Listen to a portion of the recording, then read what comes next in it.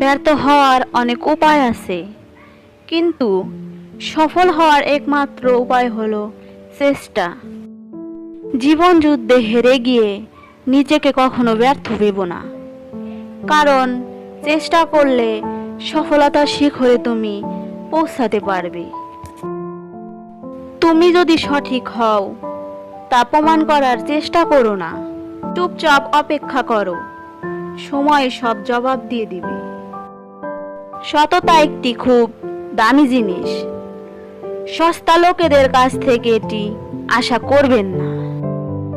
চেষ্টা কখনো ছাড়া উচিত নয়, কারণ চাবিগুচ্ছের শেষ চাবিটিও কিন্তু তালা খুলতে পারে। যাদের নিজের কোনো যোগ্যতা থাকে না, একমাত্র তারাই অন্যদের নিয়ে বেশি সমালোচনা করে। যদি তুমি সুখী হতে চাও, তবে এমন একটি লক্ষ্য ঠিক করো যা তোমার বুদ্ধি আর শক্তিকে জাগ্রত করে এবং তোমার মাঝে আশা আর অনুপ্রেরণার সৃষ্টি করে। যদি সত্যিই মন থেকে কিছু করতে চাও, তাহলে পথ পাবে, আর যদি না চাও তাহলে অজুহাত পাবে। ভাগ্য বলে কিছু নেই, যা আছে তা হলো শুধুমাত্র কর্মের ফল, যা প্রত্যেকের চেষ্টা ও যত্নের ফলে গড়ে ওঠে। সমস্যা তোমাকে থামিয়ে দেওয়ার জন্য আসে না, বরং তোমাকে পথ দেখাতে আসে।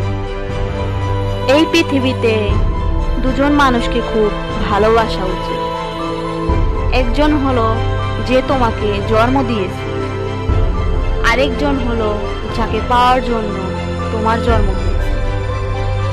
জীবনটা হলো জলের নৌকা, কখনো সুখের পাল তোলে, আবার কখনো দুঃখের স্রোতে হলো ভালোবাসা।